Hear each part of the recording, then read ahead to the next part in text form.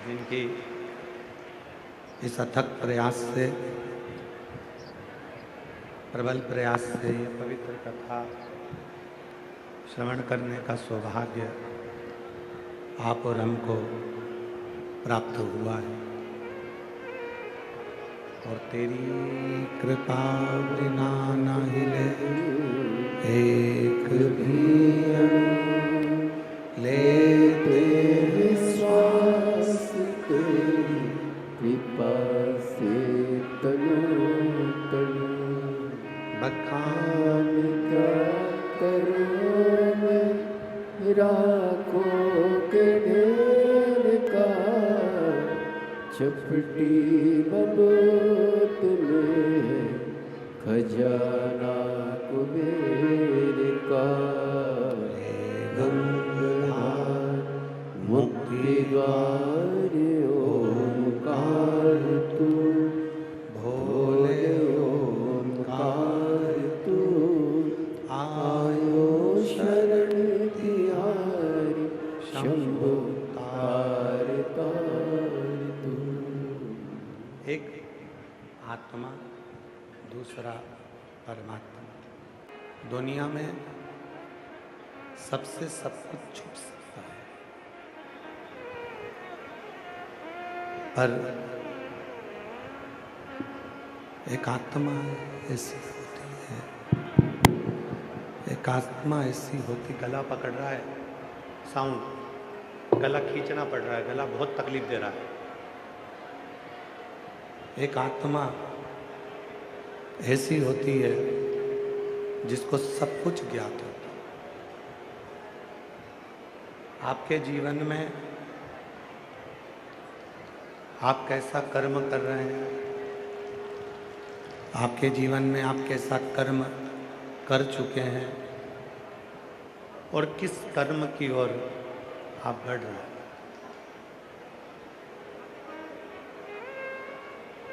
ये किसी को मालूम हो ना हो, पर अपनी आत्मा को ये सब मालूम है।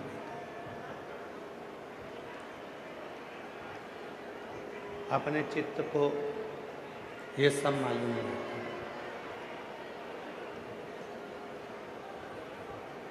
एक हमारी आत्मा, दूसरा है वो परमात्मा। ये दोनों आप मत बताओ इनको, आप कितना भी छुपा लो, कितना भी छुपा कर रख लो, कितना भी मत बताओ, फिर भी ये आत्मा और परमात्मा को सब ज्ञात है।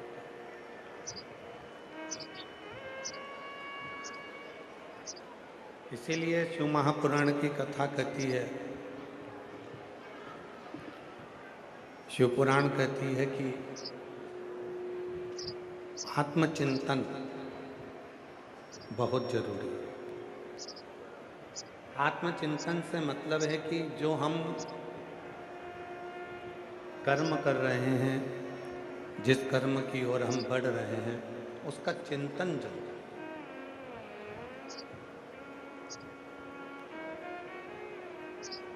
कभी कभी अपने जीवन में जब भगवान शिव को एक लोटा जल चढ़ाने के लिए शिव जी के मंदिर में जाओ, भगवान शंकर को जल चढ़ाने के लिए जब भगवान शंकर के मंदिर में पहुंचो, शिव जी के मंदिर में जब आप जल चढ़ाने के लिए जाओ, तो जल चढ़ाने के बाद जब आप नंदी के पास में आकर बैठते हो, नंदी के पास आप जब जाकर बैठते हो, तो थोड़ा सा आत्मचिंतन किया। आत्मचिंतन से मतलब है कि हे परमात्मा, इस शरीर के द्वारा, मन के द्वारा, चित्त के द्वारा, मेरी वृत्ति के द्वारा, मेरी बुद्धि के द्वारा कभी किसी का बुरा ना हो, कभी किसी का गलत ना हो।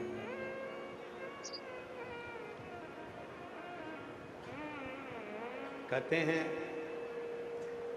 शिव का जो भक्त होता है, भगवान शंकर का जो उपासक होता है, शिव भक्ति में जो डूबने वाला होता है,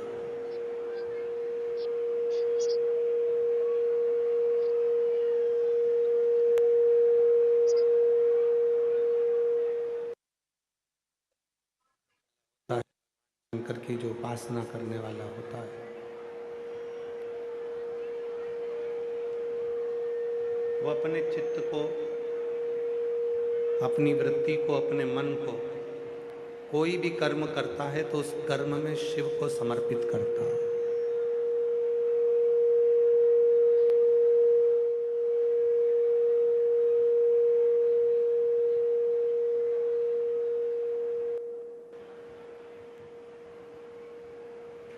जब वो कोई भी कर्म करेगा तो वो शिव को समर्पित करेगा। अच्छा कर्म करा तो भी भगवान को समर्पित करेगा और बुरा कर्म करा तो भी भगवान को समर्पित करेगा। श्रेष्ठ कर्म किया तो भी भगवान को समर्पित करेगा और बुरा कर्म किया तो भी भगवान को समर्पित करेगा। अच्छे और बुरे कर्म को, श्रेष्ठ और बुरे कर्म को भगवान को समर्पित कर कर चलता है, भगवान को समर्पित कर कर चलता है। क्यों? क्योंकि शंभु शंभु शंभु शंभु शंभु शंभु शंभु शंभु शंभु शंभु शंभु शंभु। कितने साल हो गए तुम लोगों को साउंड चलाते चलाते? शंभु शंभु शंभु शंभु। शिव का जो भक्त होता है, भगवान शंकर का जो उपासक होता है,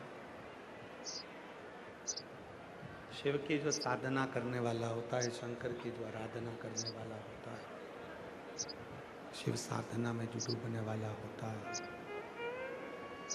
भगवान शिव की जो आराधना करने वाला होता है, वो अपने अच्छे और बुरे कर्म को शिव को समर्पित कर कर चलता है। अच्छा कर्म भी भगवान शंकर को देगा और बुरा कर्म भी भगवान शंकर को। शायद शिव महापुराण की विद्धेश्वर संहिता में एक बात लिखी है।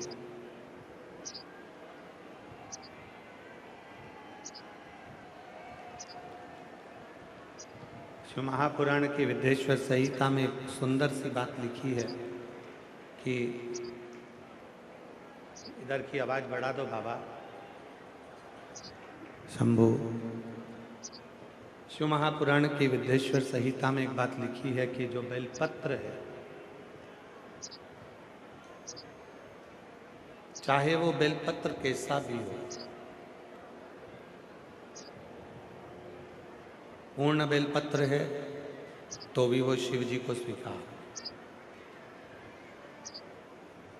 मान लो ये बेलपत्र बीच में से कहीं टूट गया, खंडित हो गया, वो भी शिव को स्वीकार, तो भी वो भगवान शंकर को स्वीकार। विद्धेश्वर संहिता शिव महापुराण की कहती है कि मान लो बेलपत्र पूर्ण है तो भी शिव को स्वीकार है, बेलपत्र बीच में से खंडित हो गया वो भी शिव को स्वीकार है, बेलपत्र की एक पत्र टूटकर अलग हो गई और वो पत्र यदि आपको मिल गया है और तो भी आप उन तीनों को चढ़ा रहे हो तो भी वो स्वीकार है, तो भी वो स्वीकार है। और मान लो बेलपत्र के तीनों पत्र अलग अलग हो गए और वो तीनों पत्र तुम्हारे हाथ में आ गए और तुम उसे तो भी शिव जी को चढ़ा रही हो तो भी वो शिव को स्वीकार, तो भी वो शिव को स्वीकार। अच्छा बुरा जैसा भी है तुम शिव को समर्पित कर।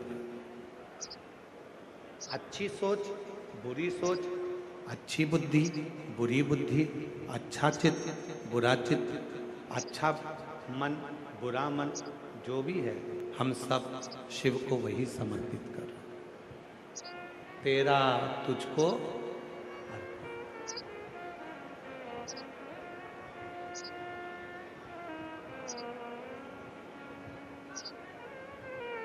तेरा तुझको अर्पण।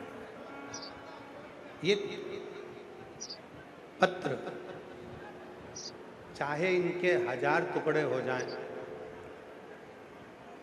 ये बेलपत्र चाहे इसके हजारों हजार टुकड़े हो जाएं तो भी वो शिव को स्वीकार। उसी तरह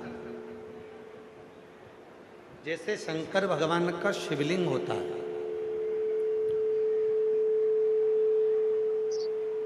थोड़ा समझिएगा बहुत ध्यान से। घर में अगर भगवान कृष्ण की मूर्ति है, उसके उंगली टूट गई, हाथ टूट गया या कोई चीज में खंडित हो गई तो वो खंडित मानी जाए। माता रानी की कोई मूर्ति है, उसमें कोई टूट फूट हो गई तो वो खंडित मानी जाए। गणेश जी की कोई मूर्ति है, उसमें कोई टूट फूट हो गई तो वो खंडित मानी जाए। जितने भी देवताओं की कोई मूर्ति आपके पास में है, अगर वो थोड़ी सी भी टूटती है तो वो खंडित मानी जाए। पर 33 कोटि देवता में केवल एक देव अधिदेव महादेव का शिवलिंग एक ऐसा है जो 1000 भी टुकड़े हो जाएं तो भी वो खंडित नहीं माना जाता, वो अखंड ही माना जाता।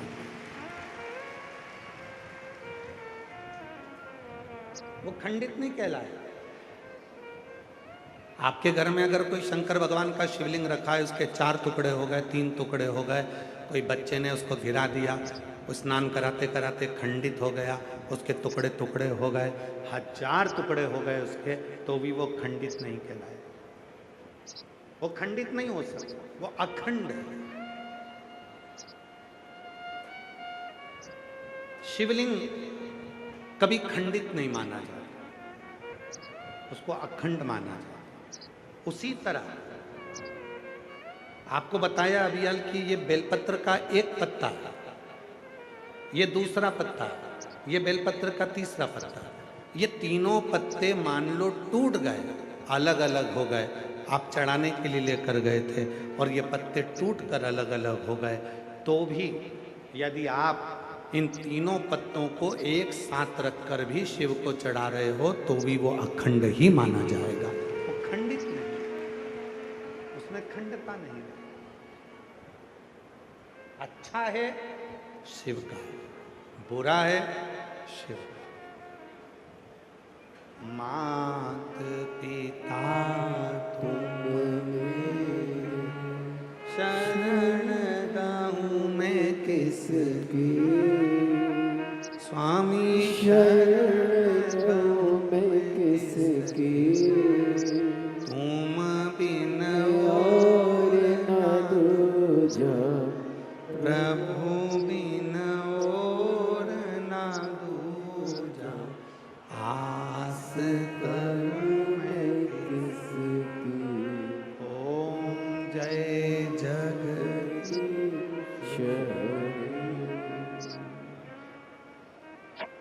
अखंडता। आपसे एक प्रश्न करते हैं इसी संवाद में, जरा उत्तर दीजिएगा। तुम्हारा छोटा सा पोता, तुम्हारा बेटी का बेटा, तुम्हारे बेटे का बेटा, तुम्हारे बेटी की बेटी, तुम्हारे बेटा की बेटी, या तुम्हारा बेटा या तुम्हारी बेटी, छोटी सी, वो कुछ भी खा रही है, कुछ भी, और खाते खाते उसने एक दाना उठाया और उठाकर खाते खाते उसने अपनी मम्मी के मुंह में दे दिया। खाते खाते उसने अपने पापा के मुख में दे दिया। अब ईमानदारी से बोलो, इतने से दाने से बच्चे का छोटा सा हाथ, छोटी सी उंगली, और वो छोटी सी उंगली से वो बच्चा दाना उठाकर तुम्हारे मुख में दे रहा है। बच्चे का पेट तो वो छोटे से दाने से भरा जाएगा, पर क्या तुम्हारा पेट भराएगा क्या उस दाने से? नहीं भराएगा। फिर भी तुम्हारा बेटा दे रहा है, तुम्हारा पोता दे रहा है, तुम्हारी पोती दे रही है, और बड़े प्रेम से तुम्हारे मुख में दे रही है, तो भले 56 भोग ना मिले, पर वो एक दाना तुम्हें तृप्ति प्रदान कर देगा। प्यार से दिया है मेरे बच्चे ने। बच्चा गोदी में बैठकर वो दाने को उठाकर मम्मी के मुख में दे रहा है, पापा के मुख में दे रहा, भैया के मुख में दे रहा, बहन के मुख में दे रहा।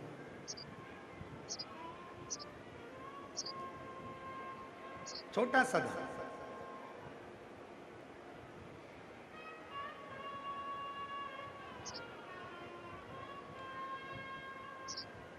वो लेकर आता है और दे दे।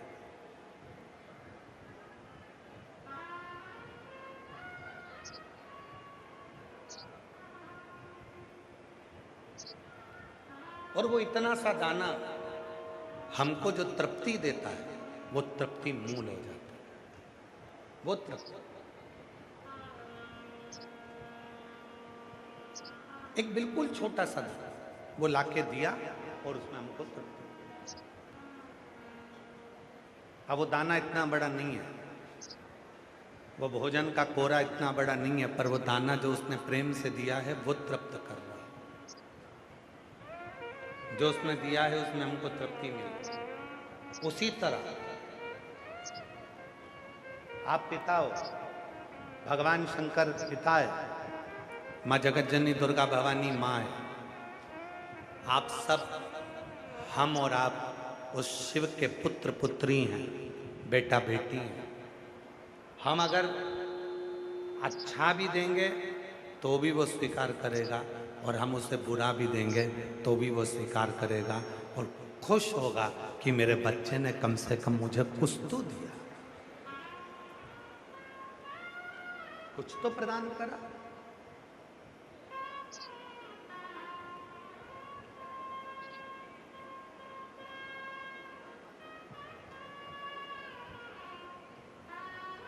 एक गुरु अपने चेले के साथ में भिक्षा मांगने गए और गुरुजी ने आवाज लगाई, माता भिक्षाम दे।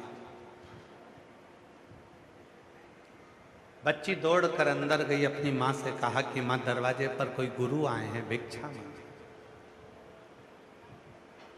मां ने कहा जाकर कह दो कि हमारे घर में अभी कोई है नहीं। बच्ची ने बाहर जाकर कह दिया, माँ बाबा अभी हमारे घर में कोई नहीं है। बाबा ने कहा बेटा थोड़ी सी तो भिक्षा दे दो। बेटी फिर अंदर गई कि बाबा तो जा नहीं रहा, भिक्षा लिए दे। माँ ने कहा कह दो कि हमारे घर में अभी कुछ भी नहीं है। बेटी ने जाकर कहा बाबा हमारे घर में कुछ भी नहीं है।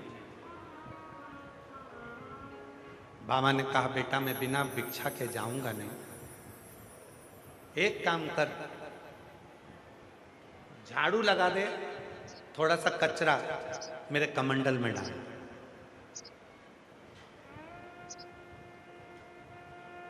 बेटी ने झाड़ू लगाई, कचरा उठाया, बाबा के कमंडल में दे दिया। बाबा कचरा लेकर चले गए।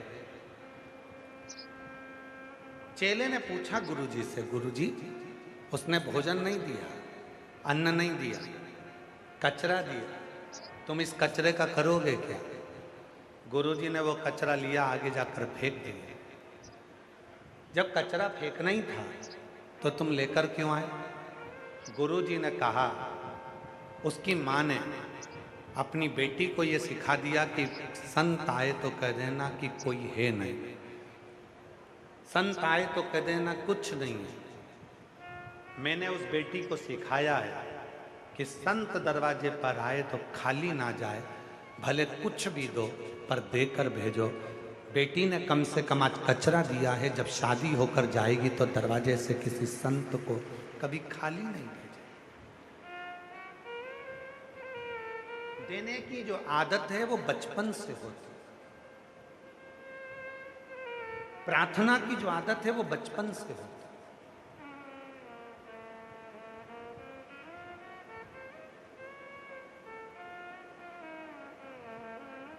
कभी कभी अपने बच्चे से तुम खुद कह दिया करो, ला क्या खा रहा है बेटा, बिस्कुट, ला दादी को नहीं खिलाएगा, बच्चा आएगा, छोटा सा टुकड़ा तोड़कर दादी को मुख में बिस्कुट देगा, भले पूरा नहीं दे पर इतना सा भी दे तो तुम खुश हो।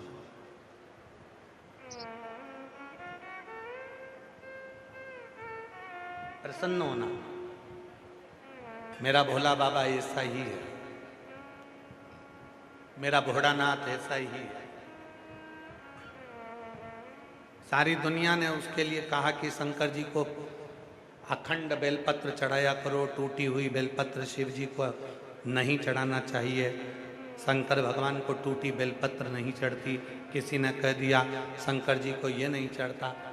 शिव को जिसने जान लिया कि शंकर हमारा बाप है, हमारा पिता है, जैसे घर के बच्चे अपने पिता के मुख में छोटा सा भी दाना देते हैं तो पिता संतुष्ट हो जाता है, उसी तरह बेलपत्र चाहे कैसा भी हो, वो बेलपत्र जब शिव को दिया जाता है तो वो पूर्ण ही माना जाता है, उसकी पूर्णता माना।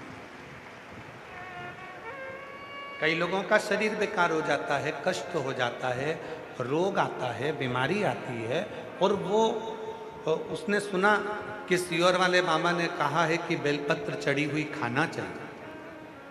अब सियोर वाले बाबा ने क्या कहा, रूप में शंकर जी के सामने से जब बेलपत्र चढ़ी हुई उठाओ तो उनसे कहो बाबा आप महामृत्युंजय हो, आप मृत्यु को जीतने वाले हो। बाबा मुझे रोग हो गया है, उस रोग को मिटाने के लिए आप औषधि के रूप में ये बेलपत्र दे दीजिए और इस बेलपत्र को औषधि बना दीजिए। जब आप ऐसा कहकर भगवान शंकर को महामृत्युंजय के रूप में बोलकर उनसे औषधि मांग कर लाओगे, तब उस बेलपत्र को खाओगे तो बेलपत्र असर करती है। और एक बात और याद रखना, हम पूरी बेलपत्र को नहीं खा सकते। हो सकता है किसी किसी के मुंह में छार छार हो जाता है, किसी के मुख में कई बार छाले पड़ जाते हैं, किसी के मुंह में स्वाद आना बंद हो जाता है, किसी किसी के मुंह में कुछ खाते हो तो स्वाद नहीं आ पाता। तो जरूरी नहीं कि पूरी बेलपत्र खाओगे। बेलपत्र का एक पत्ते का भी छोटा सा अंश, जितना बड़ा तुम्हारे माथे पर बिंदी लगी होती है, उतनी बिंदी के बराबर भी अगर तुमने बेलपत्र को खाया है तो वो बेलपत्र भी उतना ही असर करेगा जितनी पूरी बेलपत्र। जितनी बड़ी बिंदी अपने माथे पर लगी है उतनी बेलपत्र, उतनी बिंदी के बराबर भी अगर बेलपत्र हम खा रहे हैं तो उतना ही असर करेगा। जरूरी नहीं है कि पेट दुख रहा है तो दवाई का पूरा पत्ता ही खा जाओ, सिर दुख रहा है तो टेबलेट का पूरा पत्ता ही खा जाओ, 12 की 12 गोली खा गया। एक गोली निकालो और उसको खाओ। उसी तरह शरीर में अगर कष्ट है, तुम पूरी बेलपत्र नहीं खा सकते, मुंह में स्वाद नहीं आता, छाड़ छाड़ हो जाता है, मुख में अगर बेलपत्र खाने के बाद तुम्हें स्वाद नहीं आ पा रहा, तो इतनी सी बेलपत्र का टुकड़ा, जितनी बड़ी तुम्हारे माथे पर बिंदी रहती है उतना बड़ा टुकड़ा आप नंदी के पास बैठकर उसको खाना प्रारंभ करिए, वो बेलपत्र भी उतना ही असर करे, उतना ही असर।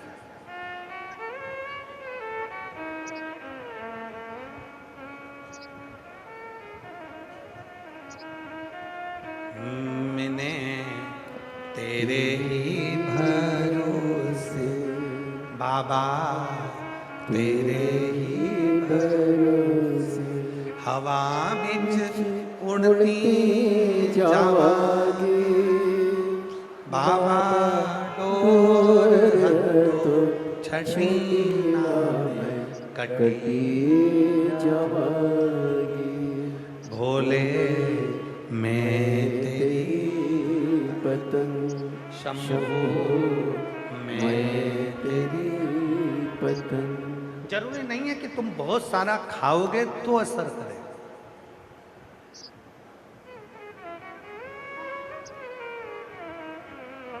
जब नींद नहीं आती है रात्रि को, शिव जी की 5 लड़कियों के नाम बोले जाते हैं, बेटियों के नाम बोले जाते हैं। सबको याद है वो नाम? साथ में बोलेंगे। पहले नंबर पर जया, दूसरे नंबर पर विषहरा, शामली बारी, दौतली और देव। कई लोग ऐसे हैं जो नींद की गोली खाकर सोते हैं उनके लिए सबसे सुंदर तरीका है, आज ही प्रैक्टिकल कर कर देखना कि सीओर वाला बाबा झूठ तो नहीं बोल रहा है, क्योंकि अभी तो हम तुम्हारे यहाँ 3 दिन हैं, तुम पकड़ सकते हो, हमको बोल सकते हो कि हमने आज ही प्रैक्टिकल करा था तो भी हमको नींद नहीं आई। आज ही प्रैक्टिकल करो, नींद की गोली मत खाना। शिव जी की 5 लड़कियों का नाम लीजिए। पलंग पर सोते समय जब आपने पूरा मोबाइल वगैरह सब देख लिया, अब सोने का समय आ गया, उस समय पर मोबाइल को बंद कर कर रखो और हाथ की अंजलि में थोड़ा सा जल लो। जया विषहरा शामली वारी दौतली देव, शिव जी की 5 लड़कियों का नाम लेकर थोड़ा थोड़ा जल हाथ में लेकर, जो शंकर का चढ़ा हुआ जल है उसको थोड़ा थोड़ा हाथ में लेकर, या सीहोर के रुद्राक्ष का जो जल है उसको थोड़ा थोड़ा हाथ में लेकर जब आप पियोगे और जैसे ही श्री शिवाय नमस्तुभ्यम कहकर सोओगे, सुबह ठीक 4:30 और 5 के बीच में तुम्हारी नींद खुल जाएगी।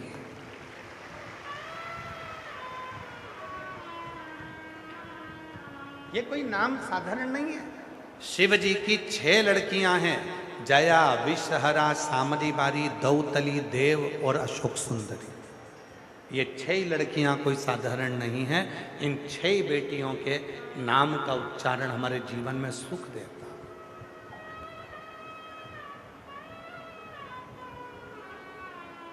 एक छोटी सी बेलपत्री का टुकड़ा मात्र, जरा सा बिंद, एक पत्र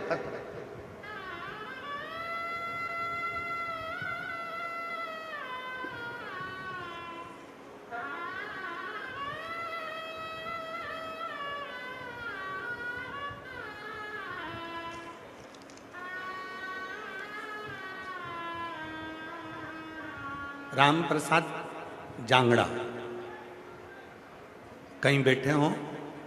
पिता का नाम है राम प्रसाद जांगड़ा, माता का नाम है नीलम जांगड़ा, बेटी का नाम है दीक्षा रानी।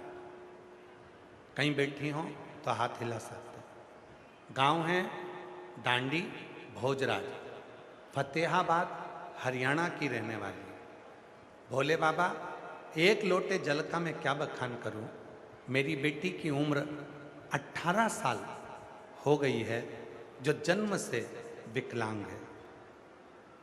वो जन्म से विकलांग है, उसकी उम्र है 18 साल, जन्म से विकलांग है। उसका शरीर का नीचे का जो हिस्सा है बिल्कुल भी काम नहीं करता था। कमर से लेकर नीचे का जो पांव का हिस्सा है वो बिल्कुल भी काम नहीं करता। उसको विकलांग का सर्टिफिकेट दिया गया है, वो विकलांग है। उसे हमने हरियाणा, राजस्थान, गुजरात, अन्य राज्यों के जितने भी माने हुए डॉक्टर हैं सबको दिखाया, पर सभी डॉक्टरों का कहना था कि इसका लोअर बॉडी कभी भी काम नहीं करेगी।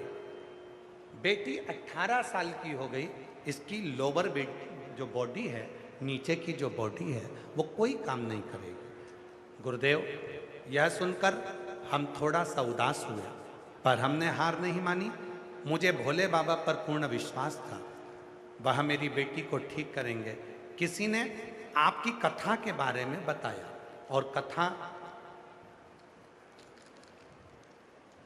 कथा में बताए अनुसार मैं रुद्राक्ष लेने 2024 को सीहोर गई। उसे रात को गलाकर सुबह शिवलिंग जी पे चढ़ाती, मेरी बेटी को शंकर जी पे चढ़ी हुई बेलपत्र का छोटा सा अंश उसको देती और शिव का चढ़ा जल देती। वो अपने कमर से नीचे कोई काम नहीं कर सकती थी, सही से बैठ नहीं सकती थी, सोती रहती थी, अच्छे से बैठ नहीं पाती थी। 18 साल की हो गई, डॉक्टर ने तो उसे विकलांग घोषित कर दिया। पर गुरुदेव, आज बाबा को मैं धन्यवाद देने के लिए आई हूँ। रोज जल पिलाती हूँ। जैसे जैसे दिन बीतते गए, मेरी बेटी को मैं जो जल लाती रही, आज उसका लोअर की बॉडी भी धीरे धीरे काम करना चालू कर दी है। मैं बाबा को यहाँ प्रणाम करने के लिए आई। उसकी नीचे की जो लोअर बॉडी है वो धीरे धीरे काम करना चालू कर दी। 18 साल की मेरी बेटी, जिसका मैं इलाज कराते कराते थक गई, और मेरी बेटी कभी सोती ही रहती थी, बैठ नहीं पाती थी, क्योंकि उसकी बॉडी काम नहीं करती। एक छोटी सी बेलपत्र का मात्र एक छोटा सा अंश, एक पत्र और है,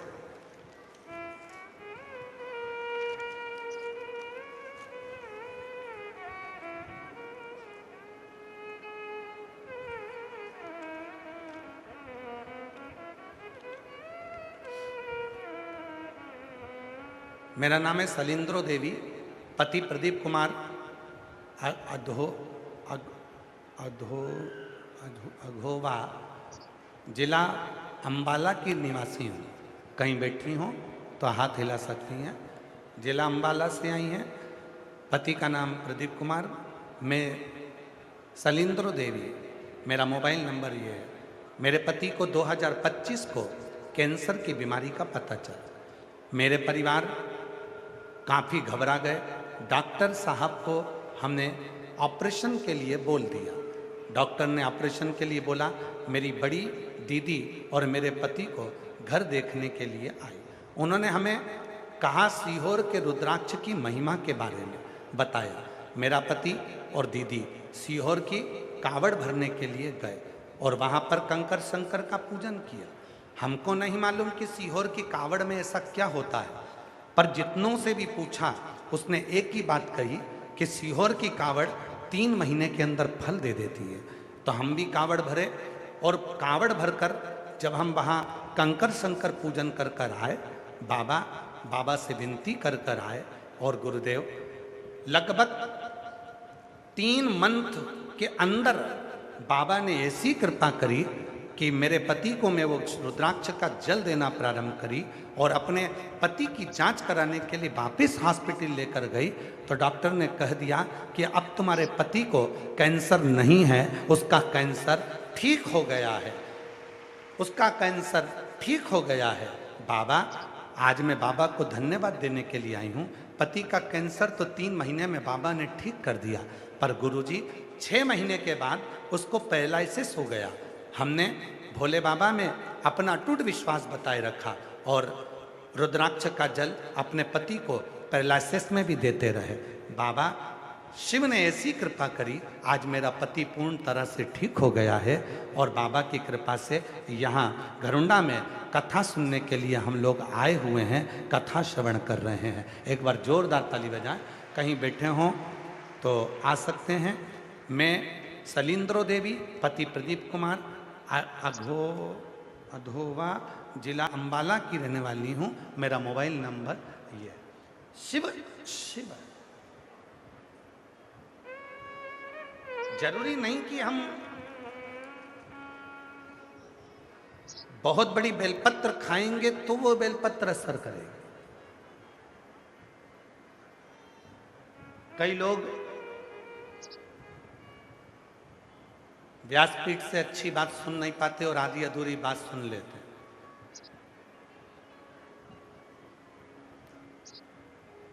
कई लोग हमारा फोटो लगा लगा कर अपनी वॉइस निकाल कर, या वो कौन सा है आजकल हुआ है ना, AI से हमारी आवाज निकाल कर उससे वीडियो बना बना कर लोग डाल देते हैं।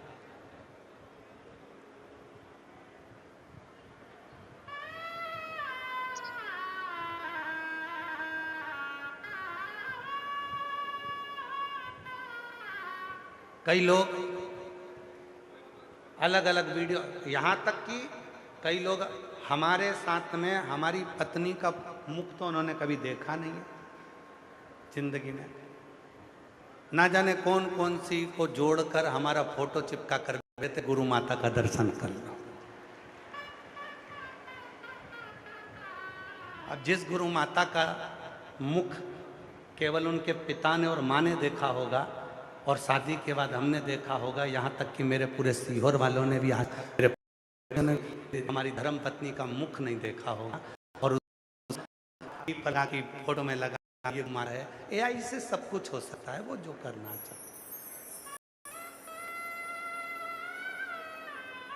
सब कुछ हो सकता है। लोग उसको विचारते नहीं है किसी ने कहा कि 10 बेलपत्र खा जाओ, कोई ने कह दिया 5 बेलपत्र खा जाओ, किसी ने कह दिया इतना खा जाओ। ना ना, एक मस्तक पर जो बिंदी लगी है उसके बराबर भी, मस्तक की बिंदी के बराबर भी अगर हमें तकलीफ है, कष्ट है, दुख है, हमारे मुख में बेलपत्र खाने पर यदि स्वाद नहीं आता, छार छार हो जाता, छाले पड़ जाते, आप बेलपत्र नहीं खा सकते और तकलीफ ज़्यादा है, बीमारी ज़्यादा है, एक माथे की छोटी सी बिंदी के बराबर भी बेलपत्र को यदि आओगे तो वो बेलपत्र आपको सुख दे,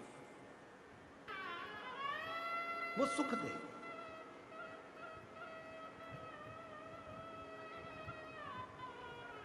किसी गलत भ्रम में नहीं पड़ना। आज के जमाने में इतना आडंबर, इतना पाखंड, इतना दिखावा हो गया, लोग कहते कुछ हैं, करते कुछ हैं, बोलते कुछ हैं। कथनी में और कहने में बहुत अंतर होता है, बहुत अंतर। कहने को तो लोग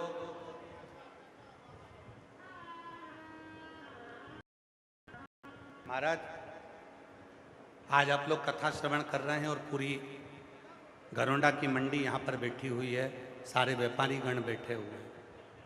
आप लोगों को एक बात कहना चाहूँगा इस व्यासपीठ से, जब सीहोर से कथा किसी को भी दी जाती है ना, तो कभी सीहोर में आकर उनके फार्म को देखा करो, जो फार्म भरा था। उस फार्म में लिखा रहता है, आप पास नहीं बेचेंगे, आप दुकान नहीं बेचेंगे, आप कर्जा लेकर कथा नहीं कराएंगे, आपके पास पैसा नहीं है तो कथा बिल्कुल मत करा, टीवी पर कथा आ रही है आप वो सुनो, ना पास बेचो, ना चंदा मांगो, ना किसी से लो। अगर भोलेनाथ जिस दिन तुम्हारे ऊपर कृपा कर दे, उस दिन तुम दिल से कथा कराना, कर्जा लेकर या चंदा लेकर।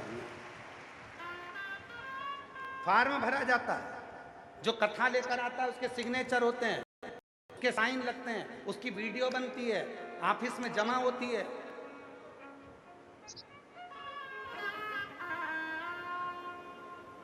और अब फिर कह रहे हैं, मेरी जीजियों, तुम 10 सहेलियां एक नियम बनाओ, हमें हमारे गांव में कथा कराना है ना, तुम 10 सहेलियां नियम बनाओ कि मेरे भोले बाबा 12 महीने की शिवरात्रि आती है, मैं 12 महीने शिवरात्रि पर तेरे एक बेलपत्र, एक चावल का दाना जरूर बढ़ाऊंगी। 1 साल तक हम 10 सहेलियां तेरी आराधना करेंगे और हम 10 सहेलियों को तू इतना दे देना कि हमारे पति आगे आकर खड़े होकर 10 की 10 मिलकर कथा को करा दे।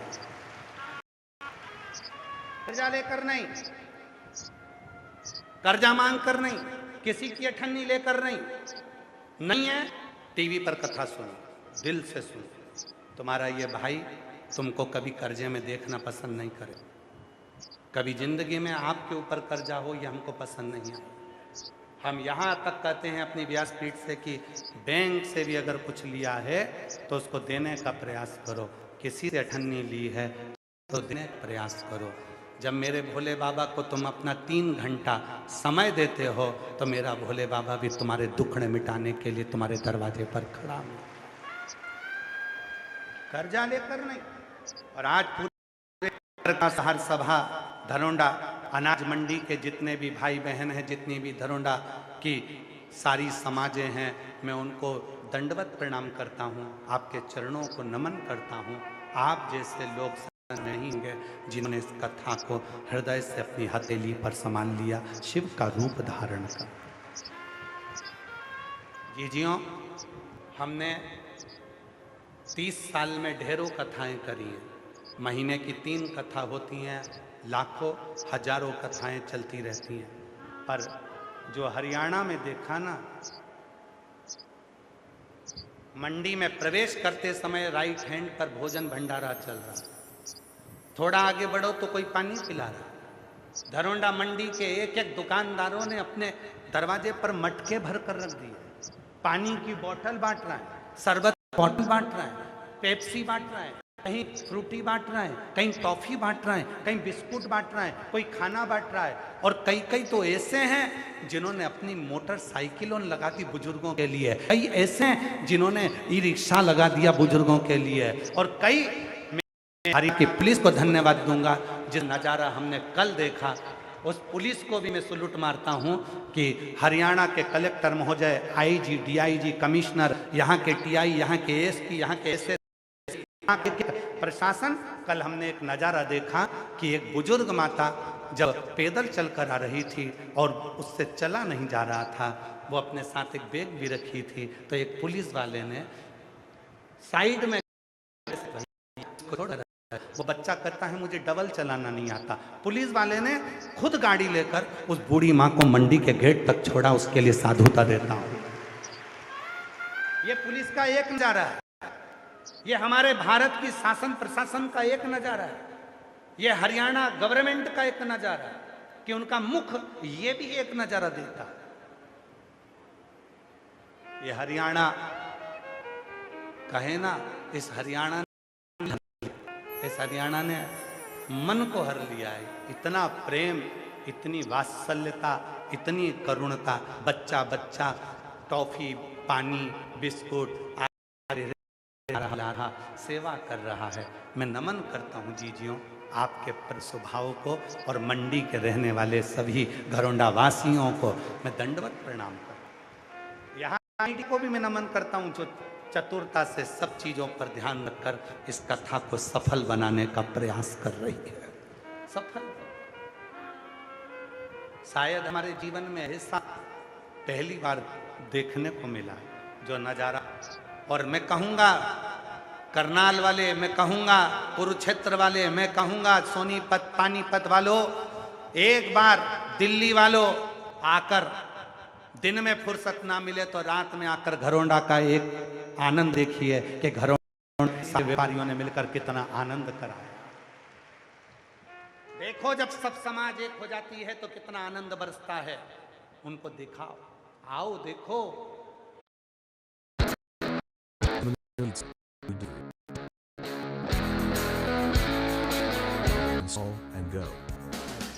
उनको तुम्हारे व्यवसाय दे देना, सारी समाजों को जिन जिन ने लगाया है 1-1 रुपया दे देना, तो इन जीजियों के लिए फिर कथा करा लेना।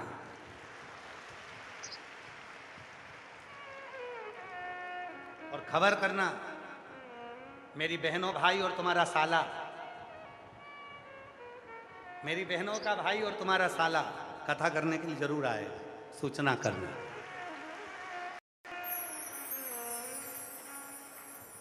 दिल से सुनो, दिल से। जो दिल से मांगोगे वो दिल से दे देगा। मेरा भोला भंडारी है, खाली झोली भर देगा। मेरा भोला भंडारी है, खाली झोली भर देगा। मस्तक पे चंदा उजियारा कर देगा। मस्तक पे चंदा उजियारा कर देगा।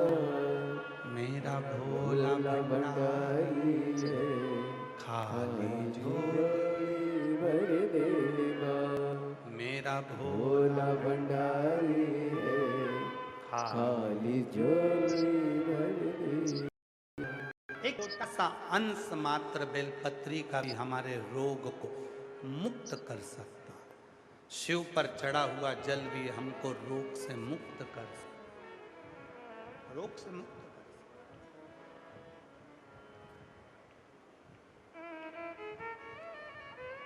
चिंतन करो थोड़ा सा। कई लोगों के मन में आता है पूरा पूरा बेलपत्र शिव जी को चढ़ाना, नहीं, टूट गया।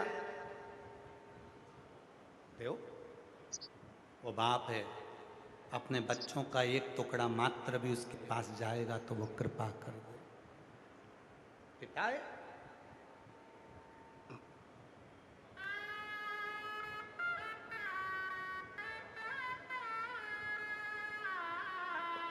एक विश्वास के साथ उससे मांग। 40 डिग्री टेम्परेचर है।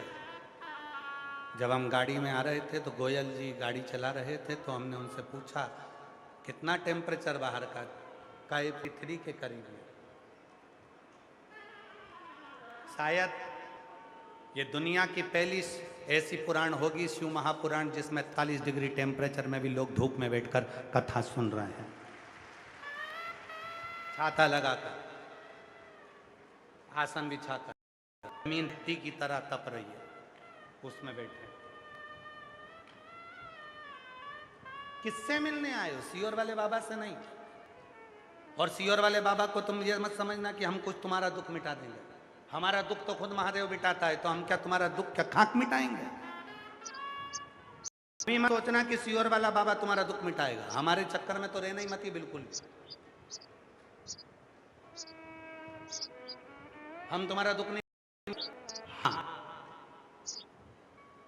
तुम्हारा दुख, तुम जो शिव की कथा सुन रहे हो, शंकर की कथा पढ़ रहे हो, एक लोटा जल चढ़ा रहे हो और अपने दिल में शिव को बिठा रहे हो, कथा को सुनकर तुमने कानों से शंकर को अपने दिल में बिठा लिया, मुख से बोलकर अपने दुखड़े को मिटा लिया, बस उसने तुम्हारा दुख मिटाया। सियोर वाले बाबा ने कुछ नहीं, कुछ नहीं। ना हमारे पास कोई बेल है, ना हमारे पास भभूति है, ना हमारे पास नारियल है, और ना हमसे मिलने आओ। हम तुमसे मिलते भी नहीं है। आपने मालूम होगा, अग्रसेन भवन वालों से पूछो, आप तो जाना अग्रसेन भवन में जाके पूछना, क्यों सियोर वाला बाबा अपने कमरे से बाहर निकलता है क्या? निकल, कितने कैमरे लगे, सारे कैमरे में छान मार। कमरे में जब गए, कथा के समय आए और कथा से कमरे में गए, दिन भर अपने कमरे में रहकर मंत्र जाप, भगवत करना, शिवलिंग है उसकी भक्ति करना, ठाकुर जी की सेवा कर लेना, शालिग्राम जी की सेवा कर लेना, अपने भजन में डूबे रहना, किसी से मतलब नहीं। आपसे मिलेंगे तो आपको लगेगा कि सियोर वाला बाबा कुछ हमको ऐसी चीज दे दे कि हम करोड़पति बन जाए। हम जब तुमसे मिलेंगे ही नहीं तो तुम शिव जी पे रहेगा और शिव जी का कृपा दृष्टि तुम पर रहेगी। हमसे कोई मतलब ही नहीं। क्यों मतलब?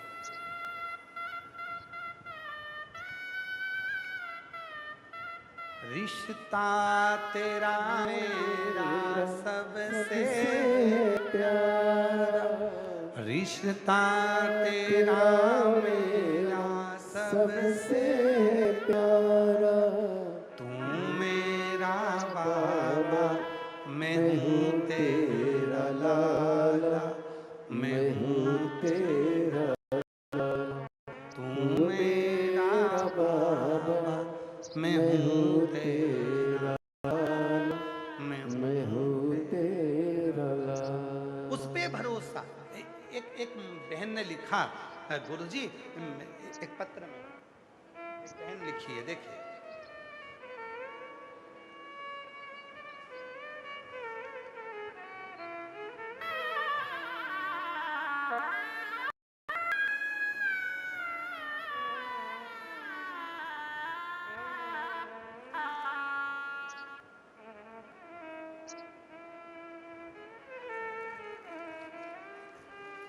देखिए बड़ा सुंदर भाव है। बहन लिखती है, पिंकी चौहान, पति का नाम रोहतास चौहान, गांव बघोली, जिला अंबाला। श्री शिवाय नमस्तुभ्यम। गुरुजी, पशुपति व्रत में मैं क्या वर्णन करूं। सन 2024 में मेरे पति के गले में गठान हो गई। गठान हो गई थी। पहले हमने गांव में डॉक्टर को दिखाया, उनकी दवाई कोई आराम नहीं हुई।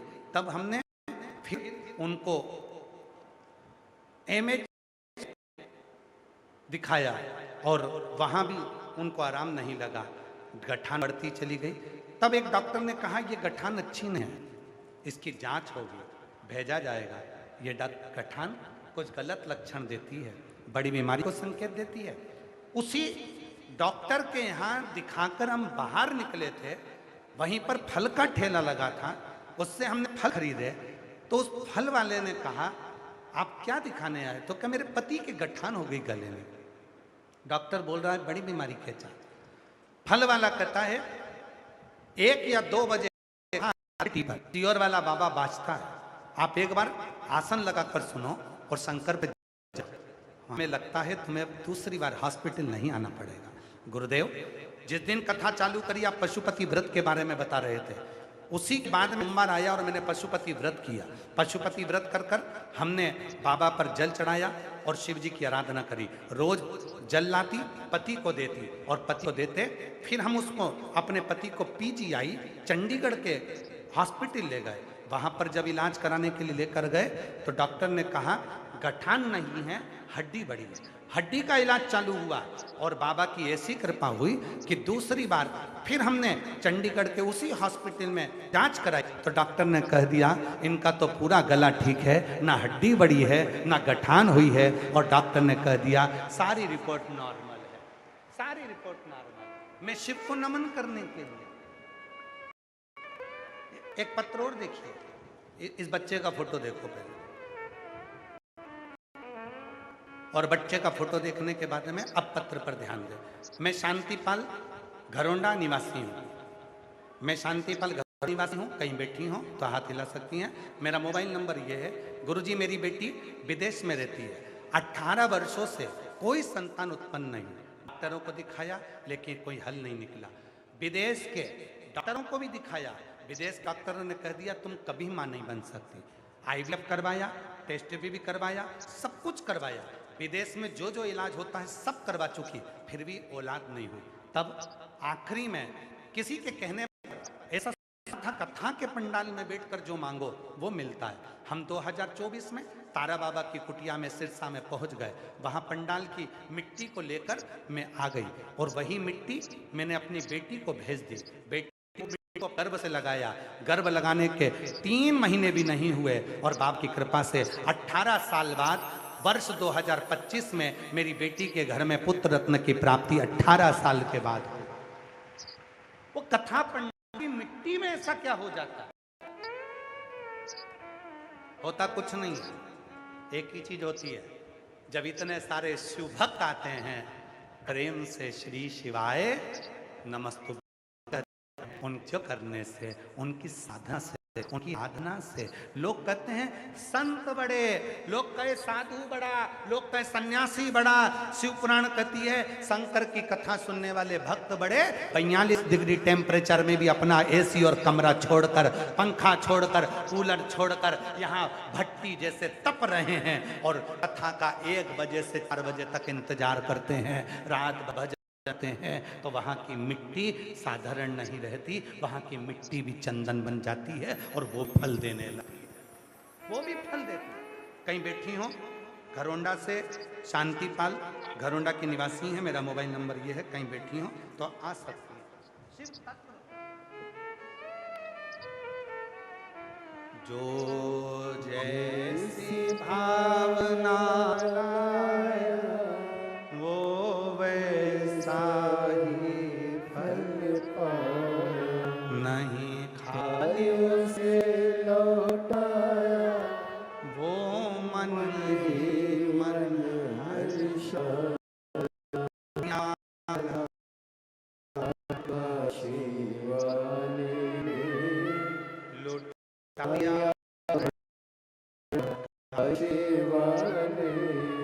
उससे प्रीत बढ़ाओ, थोड़ा को चिंतन करो। आए हो कथा में, जहां तुम्हें जगह वहां बैठकर जिस समय पर भजन होता, भजन के बाद 5 बार श्री शिवाय नमस्तुभ्यम बोला जाता है।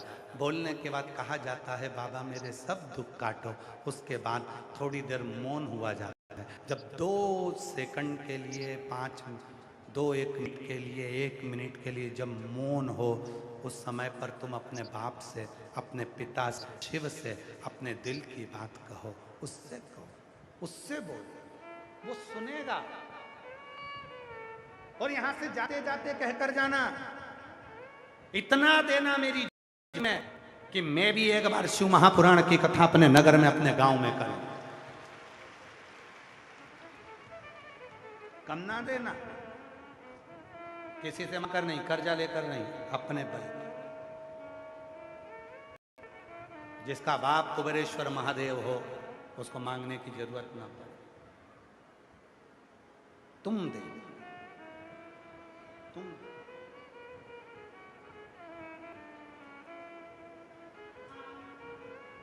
तेरे दरबार की बाबा शान देखी है तुझे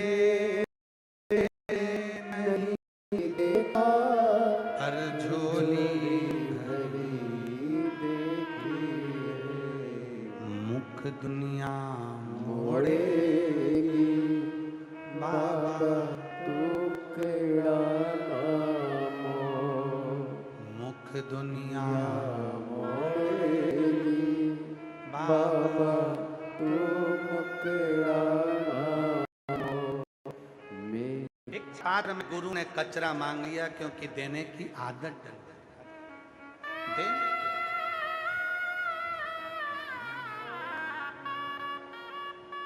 मुख दुनिया मोड़ेगी बाबा तू मुकड़ा नामो मेरी लगी परी बाबा तू वे ना हो मेरी लगी परी आप ही के भाई हैं प्रदीप चौहान जी, उनको कैंसर हो गया था। आप उनकी बहन हैं, वो आज आए नहीं है और बाद में पैरालिसिस हो गया था। बाबा की कृपा से कैंसर से भी मुक्त हुए और पैरालिसिस से भी ठीक होकर चलना फिरना सब चल।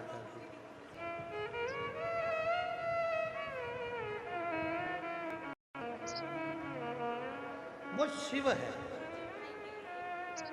वो शंकर है, वो ओघड़ी है, वो दयालु है, वो दाता, वो उपासना करना शिव के लिए हृदय से आदत डाल दो।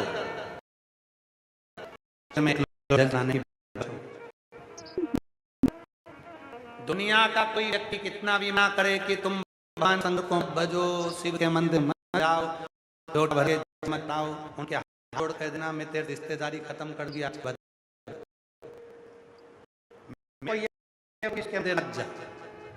मैं तुझसे रिश्तेदारी बंद कर दूंगी और उससे रिश्तेदारी बंद कर सकी। मैं मंदिर जरूर जाऊंगी, एक लोटा जल जरूर चढ़ाऊंगी और एक दिन ऐसा आएगा वो जल तुम्हारा कल बदल कर ही रहेगा। वो जल तुम्हारा कल बदल कर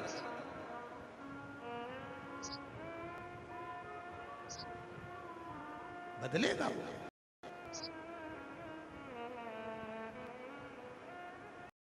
एक जल सारी समस्या का हल। कैसी भी समस्या, दुख आया, तकलीफ आई, दौड़कर शिव के पास, शिव की शरण। केवल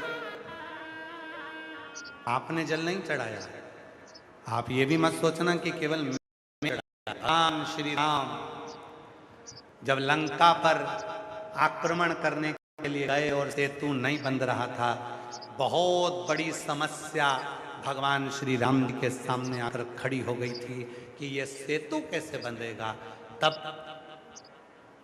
स्मरण आया, पार्थिव शिवलिंग का निर्माण करा, रेत का बालू का शिवलिंग बनाया और वो शिवलिंग की स्थापना करी, रामेश्वरम उसका नाम हो गया। और ऐसी कृपा शंकर भगवान ने करी कि वो कर तैयार हो गए, सेतु बन कर। केवल आप जल नहीं चढ़ा रहे हो, समस्या केवल आपको नहीं थी। भगवान राम जी के जीवन में समस्या आई तो एक लोटा जल चढ़ाया भगवान राम ने। भगवान कृष्ण की 16,108 रानियां, और जब रानियों से संतान नहीं हुई, 16,108 रानियों से जब संतान नहीं हुई, तब भगवान कृष्ण ने गर्गाचार्य बाबा को बुलाकर पूछा, मेरे द्वारका में इतनी रानियां हैं पर उनकी औलाद नहीं। गर्गाचार्य बाबा ने कहा, एक एक रानी के साथ 11-11 दिन तक बैठकर शंकर भगवान की पूजन करो। एक एक रानी के साथ बैठकर 11-11 दिन तक पूजन करी भगवान कृष्ण ने। तब जाकर शिव जी प्रसन्न हुए और वर दिया, हे भगवान कृष्ण, तुमने मेरी आराधना एक एक रानी के साथ में 11-11 दिन तक करी है, इसलिए तुम्हें 11-11 संतान उत्पन्न हो।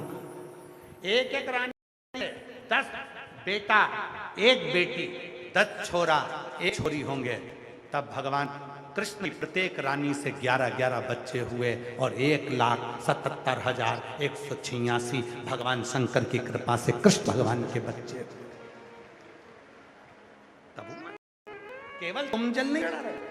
ये लोग लिख देते हैं 18 साल तक संतान नहीं हुई, तुम जल चढ़ाना तो चालू करो।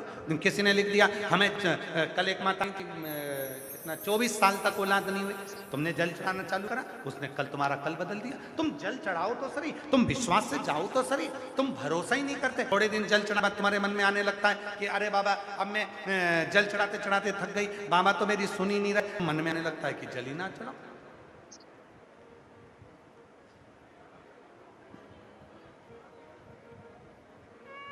बच्चे भी जन्म लेने में 9 महीना लगता है, पर आज लोगों को नहीं जल्दी। मैंने आज जल चढ़ाया तो मेरा कल काम होना चाहिए, मैंने अभी ऐसा करा तो मेरा अभी ये काम होना चाहिए, मैंने आकर ऐसा करा तो मेरा ऐसा काम होना चाहिए, अभी की अभी ना ना ना ना।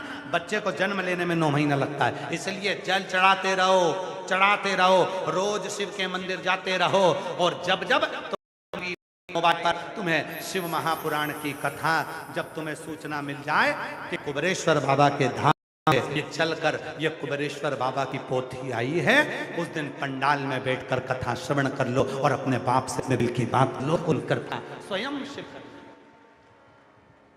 चढ़ाओ।